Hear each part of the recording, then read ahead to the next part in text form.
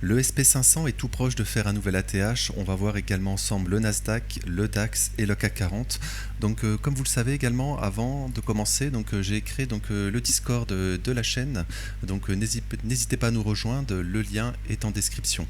Alors, le SP500, voilà, on avait ouvert gap haussier. Donc, on avait parlé les briefs lundi, mardi. On a donc ouvert en gap haussier la semaine. On consolide. Hier, on prend le plus bas de lundi.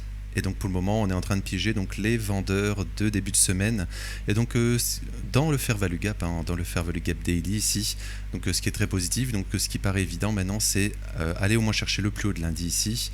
Et bien sûr, aller chercher l'ATH ici. Voilà, tout indique un nouvel ATH aujourd'hui, peut-être demain, mais ça ressemble plus à aujourd'hui, de faire une continuation haussière sur le SP500.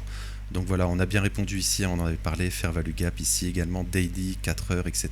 Voilà, donc on est en train de piéger tous les vendeurs de la semaine. Également, il faut faire attention qu'on va chercher, si on va chercher par exemple l'ATH avant justement le corps CPE de vendredi. Tout simplement parce que s'il est mauvais, si on va chercher l'ATH par exemple aujourd'hui et demain, s'il est mauvais, on pourrait donc avoir un rejet ici et donc on ferait une structure en fait de double top ici, il faudra faire attention. Et donc là, on pourrait avoir un retracement justement aujourd'hui. Cette semaine, c'est la dernière semaine du mois, donc on pourrait avoir un retracement de fin de mois. Ça arrive souvent, donc il faudra faire attention à cela. Et également, le corps PCE, oui, on est toujours sur un forecast à 0,3. Vous trouverez ma vidéo de macro où je fais le point sur le calendrier. Donc elle va apparaître en haut à droite de votre écran. Donc n'hésitez pas à la voir à la suite de cette vidéo. En fait, on a un forecast de 0,3, je l'ai déjà dit plusieurs fois. Mais on pourrait peut-être avoir une bonne surprise parce que, comme je l'ai dit, on a le PPI, les prix à la production qui sont une donnée avancée de l'inflation. Il y a environ un mois d'avance. Si vous regardez les prix à la production de janvier et de mai, en fait, et que vous comparez avec le corps PCE, donc ils étaient en hausse, si vous regardez janvier ici et mai. Donc en février, corps PCE, on a eu une hausse également. Et également, après les prix à la production de mai qui étaient en hausse, on a un corps PCE en hausse aussi. Alors ce qui est positif, en fait, c'est qu'en juin, on a une baisse. Donc ça voudrait dire que le corps PCE de juillet devrait peut-être être en baisse, donc avoir une bonne surprise, ce serait une bonne surprise pour l'inflation. Mais par contre, il faudra s'attendre en septembre, justement. Alors on aura le CPI deuxième semaine de septembre, avant la baisse des taux. Théoriquement, on aurait vraiment une hausse de l'inflation, donc corps CPI, en septembre, avant la baisse des taux probable de Jérôme Porel. Il faudra faire attention en septembre, mais on n'y est pas encore. Fin de l'aparté, mais voilà, c'est ce qui pourrait, je dis bien ce qui pourrait se passer vu l'historique. Voilà, janvier, mai, et ici, voilà, une hausse, donc on pourrait supposer une baisse du corps PCE, mais c'est une supposition bien sûr. On enchaîne, probable plus haut sur le S&P, on va enchaîner avec le Nasdaq. Le Nasdaq reste un peu plus faible, même s'il rebondit bien. On est toujours en fait dans ce Fair Value Gap ici, voilà, daily, comme ici. Voilà, donc faire attention si on fait un nouveau plus haut sur le S&P, est-ce qu'on n'irait pas combler justement ce Fair Value Gap et si on se fait rejeter justement, voilà, réintégrer et refaire une jambe baissière.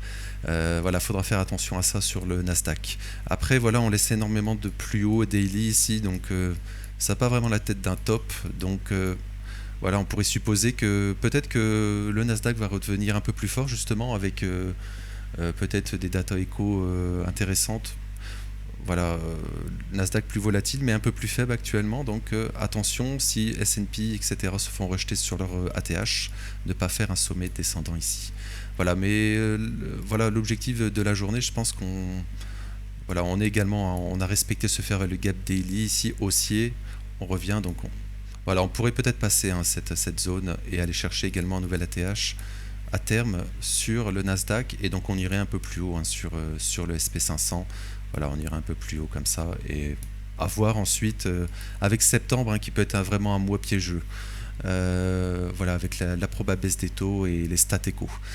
Je vais enchaîner sur le DAX. Alors le DAX également. Alors, je pense qu'on avait vu. Oui, on a pris le plus bas la semaine passée. Si je regarde en daily, voilà, il n'y a pas grand chose, hein, plus bas de la semaine passée qui est pris. On a une belle réaction actuellement. Donc on va suivre, hein, les indices US. On est toujours en fait dans une sorte de consolidation finalement. On va dire on avait une sorte de biseau ici. On est revenu taper la zone, voilà, et reprendre un plus bas.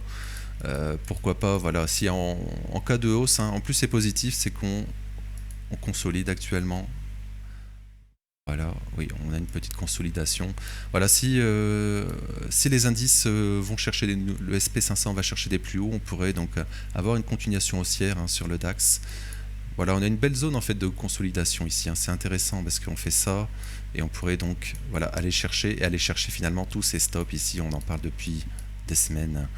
Aller chercher et faire un nouvel ATH sur le DAX. Alors je vais terminer par le CAC 40. Voilà, CAC 40. Alors CAC 40, hein, on a eu finalement le discours du Premier ministre, voilà, qui n'a pas du tout été apprécié, hein, par les marchés. Donc hier, gros gap baissier. Voilà, donc justement, si les SP500, etc. vont... Alors je vais agrandir cette zone ici. Voilà.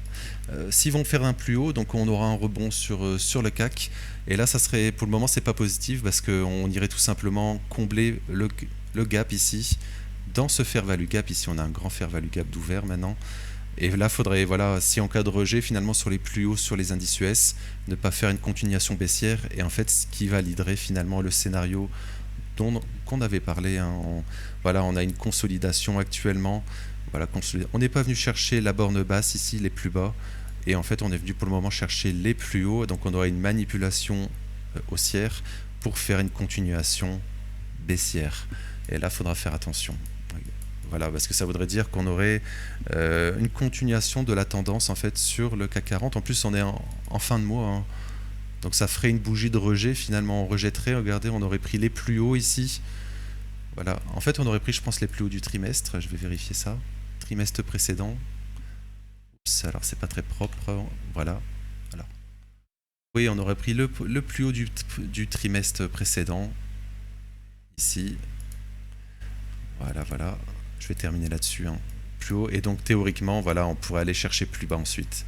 Voilà, il faudra faire attention. Ça voudrait dire que, pardon, ça voudrait dire que les indices US, voilà, ferait un nouveau top et peut-être se ferait rejeter. Et c'est possible, hein, vraiment, parce qu'on a vraiment des zones à aller retravailler finalement sur les... Là, je suis sur le SP500, mais on a ce fair value gap, on y retournera, je pense. Peut-être refaire ça ensuite. Mais voilà, il faudra faire attention parce que voilà, septembre, probable baisse des taux, mais on voit que sur le PPI par exemple, j'en parle depuis un certain temps, mais on a vraiment une forte hausse. Donc à cause des tarifs, hein, les tarifs commencent à se répercuter sur les prix, donc les prix à la production, et on verra donc les datas en septembre, deuxième semaine de septembre, le CPI, et donc ensuite, comme vendredi, hein, fin septembre, on aura le corps PCE. Voilà, donc il faudra faire attention à les datas de l'inflation parce que plusieurs pays qui ont baissé les taux trop vite, comme le Royaume-Uni par exemple, voient leur inflation remonter actuellement. Donc il faut faire vraiment attention à cela. Et donc s'il y a une hausse de l'inflation, bah, la Fed devra temporiser, et même si le CPI peut-être est très mauvais en début de mois de septembre, peut-être qu'ils vont reporter peut-être la baisse des taux peut-être en octobre. Voilà, tout est possible, hein, il faut faire vraiment attention. Voilà, donc je vais m'arrêter pour aujourd'hui. Donc n'hésitez pas à vous abonner, à liker. N'oubliez pas donc le lien du Discord en description.